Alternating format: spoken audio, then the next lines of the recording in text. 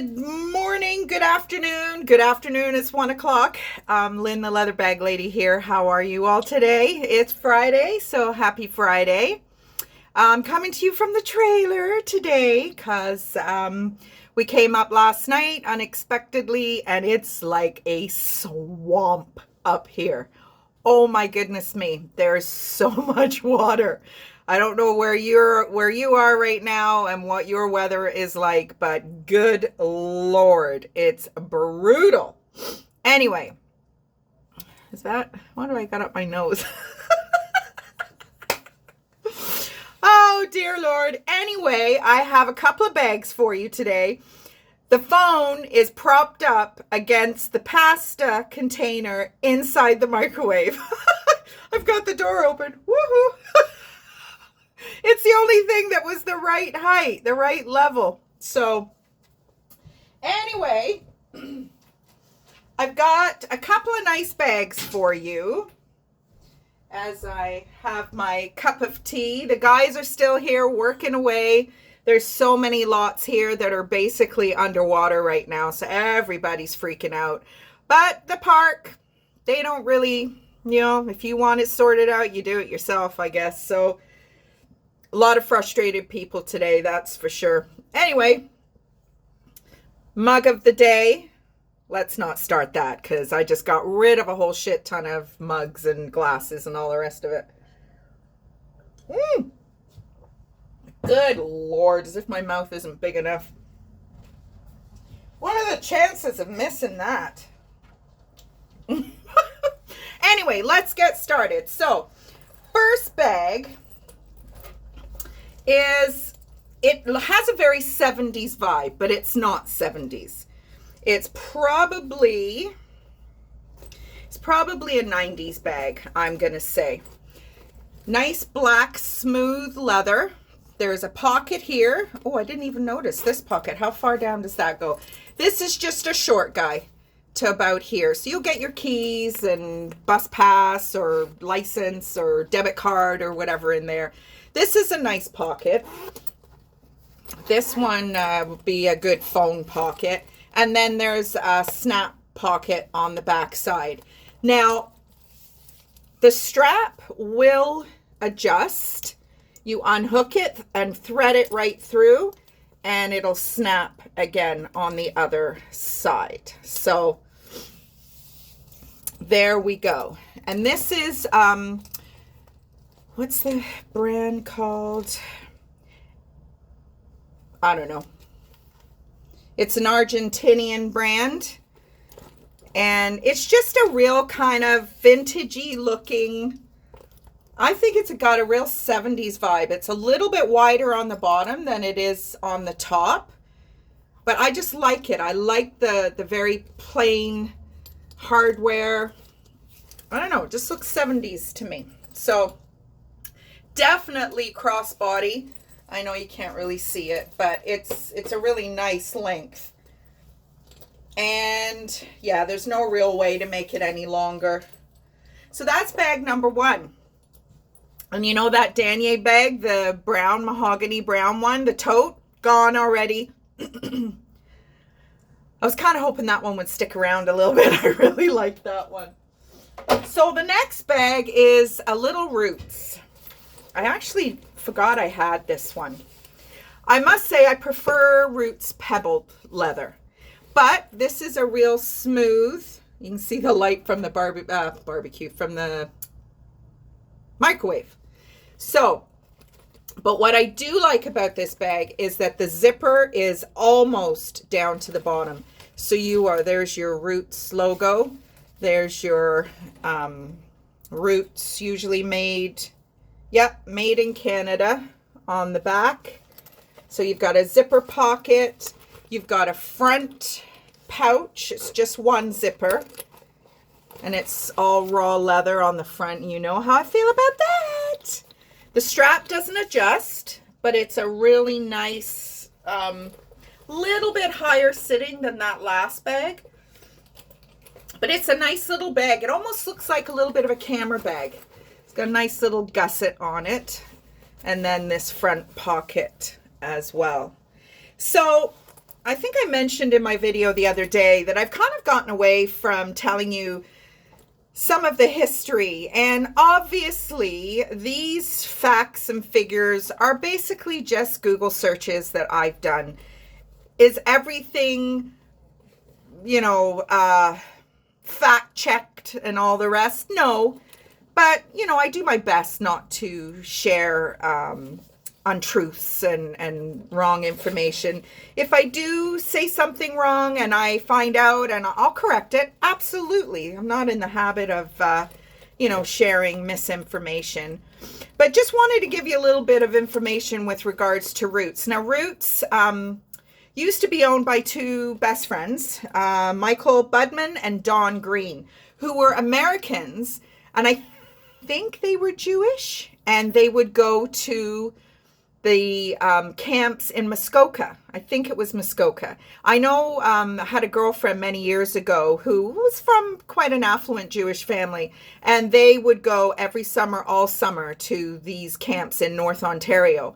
And that's where these two fellows met, I believe, and spent a lot of time in Canada and fell in love with the North. And that's kind of how Roots started in 1973. Now, Roots is no longer owned by those two gentlemen. They're between them, none of their family members wanted to carry on with the business, which is very tragic.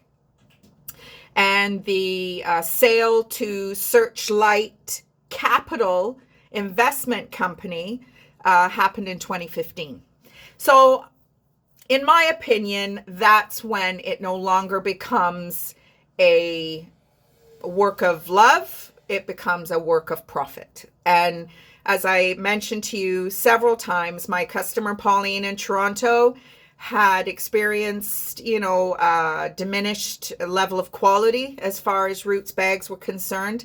That, again, just her experience. But, Roots is known for an insane level of leather quality.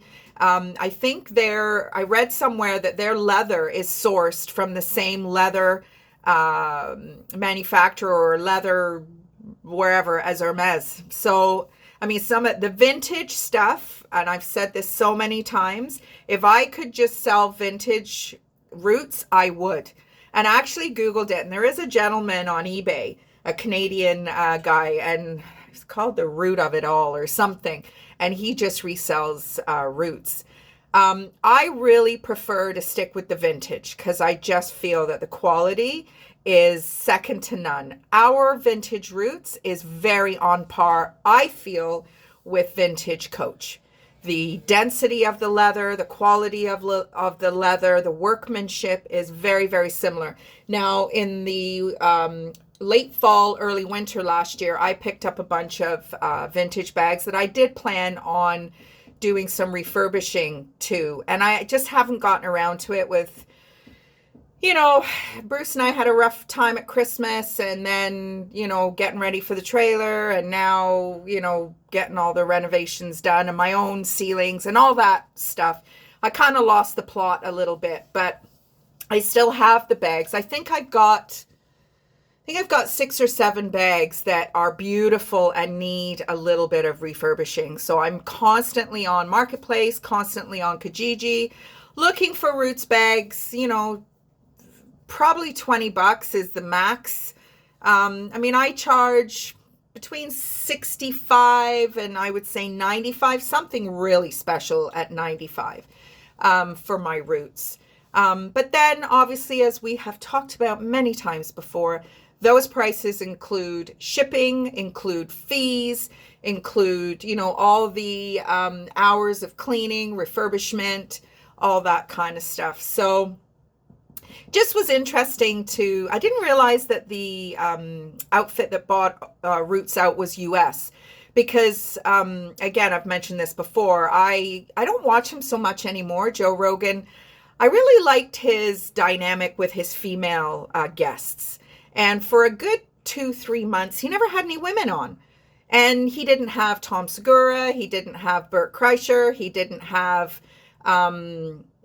Ari Shafir. He didn't have all of his bros on. And that's what I really liked, the Sober October and, them getting absolutely hammered and baked. And it was just so funny. And he kind of lost the plot a little bit. And the MMA stuff is mixed in. And I've watched a few of those MMA, Anyway, he has as part of his merch a Roots fanny pack.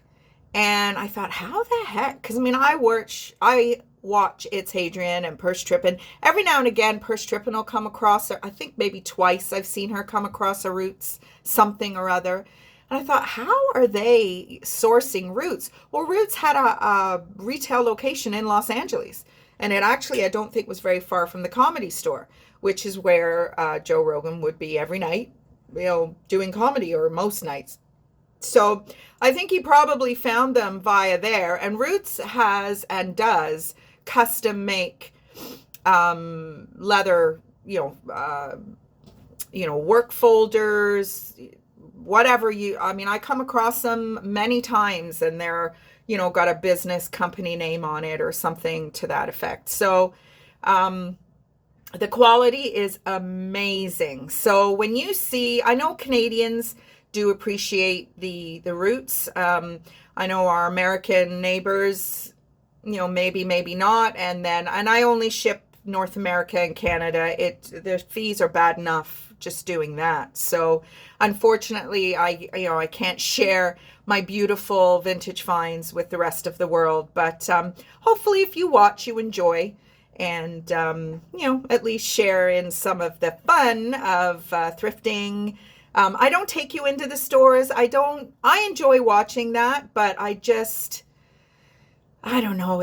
I'm not one to kind of spend much time. I'm in, I'm out, and to, take my phone and hold it up and try and open the bag. And I typically don't have time for that. And I don't really feel it's necessary to show somebody that I've picked up a bag for $3 and now I'm selling it for 80. That's never happened to me, but I'm sure on the odd occasion it could. And I don't know. If you're not in this business, I don't think you really understand or appreciate the hours that go into it. And obviously there is a certain amount of recoup that you build into your prices. I try to make my prices as fair as I can. I am not a wealthy person at all. I've been a single mom for 16 years, and I do not have money to throw away. Thank goodness I like thrifting. Thank goodness I appreciate vintage more than I appreciate the new stuff. I have a washer dryer in my kitchen right now, which most of you have heard over the year that I've been doing this. I bought it 16 years ago, and it was used 16 years ago. And Bruce is going to be coming to live with me this winter, and he's like, "Oh, I'll pay you rent." I said, "No, I don't want rent. I don't want to get into that kind of thing. You keep yours, I'll keep mine. I don't pay any money to be here." I did pay a little bit of the lot fees this year, but not enough to, you keep your and I'll keep mine. But I said, what I would appreciate is, he said, "I'll buy you a new washer dryer." I said, "Don't want a new washer dryer. I would just like this one overhauled, because they just don't make them like they used to. And I think if we spend, a couple, $300-400 getting this one brought back to life, if we can, I know there were some issues getting parts. I would much rather have that. Plus, it wouldn't go through the door. So I have like a pass through that was cut into the wall, and we had to post it through. And I went back to the store where I bought it, and this was 16 years ago, and he remembered, and he's like, "You'll be getting that damn thing out yourself." They were two older gentlemen too when they delivered it all those years ago. But anyway, so that's today. It's Friday. Hope you're having a great day wherever you are. Contractor, as I said, is here. He's a little bit of a hottie, I must say. Just saying, I'm in a relationship, but I'm not dead. So as my seniors used to say to me as they were staring down my top as I was buckling them into the van on my first day of my job, "Lynn, we're old. We're not dead." And I was like, "Okay." And I said, "If you see anything you haven't seen before, let me know." And then I was very careful how I dressed on trip days. Because my two favorite gentlemen would sit in the front seats and I would grab the belt, pull it over them and bend right over. And it would be like, and I mean, we talk about my boobs all the time. You can't miss them. So these poor guys were like, what? Sorry, Mom, but you know, truth is the truth. So that's my 2 bags for today. Have a great weekend. I don't know that the weather's going to get much better here. It's such a shame. It's so much easier to be a trailer dweller when it's a beautiful day outside. But anyway, take care and I'll talk to you all on Monday. Bye.